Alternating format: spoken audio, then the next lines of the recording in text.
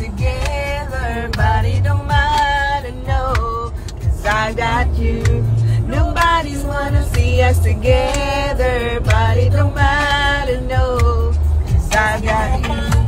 Hi guys! For today's video and kasama ko mga pamangkin at papunta nga kami ngayon sa beach dahil maganda ang weather at naka-summer break ang mga pamangkin ko. By the way guys, first time ko dito sa may Brighton Beach malapit sa Liverpool and it took us 1.5 hours to drive.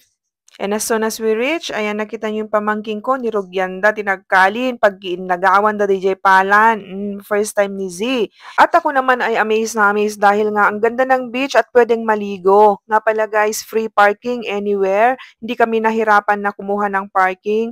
Medyo nahirapan lang ako dito kay Z dahil ang likot niya, gusto niyang mag-explore at bigla-bigla na lang pumunta dun sa may water. Ayan, kita niyo siya, nakailang balik na akong kunin siya pabalik. Tingnan niyo guys kung anong baon namin. Oh, mainit-init pa.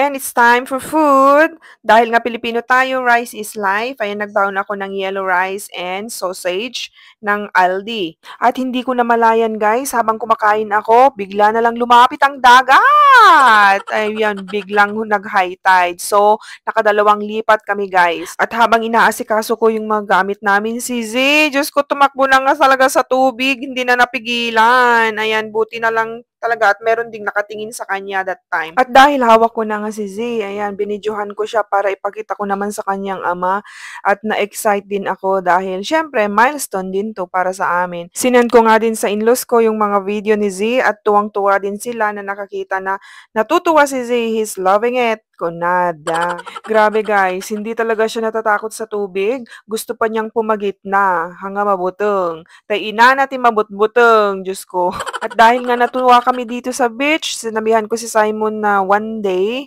pag maganda ulit ang weather, punta kaming mag-ama dahil si Simon hindi rin ata nakapunta pa dito. At after that, nakareceive ako ng message galing sa mother-in-law ko na itreat daw namin mga sarili namin ng ice cream. Kaya ayan, naglakad-lakad na kami after namin ng swimming at nakakita kami ng ice cream van dito. Ayan, dito na kami bumili ng ice cream. Yan, ang order ng aking pamangkin na si Aya. And until then, wala na akong nakuhang video dahil nalubat ang aking cellphone. Follow for more. Bye-bye!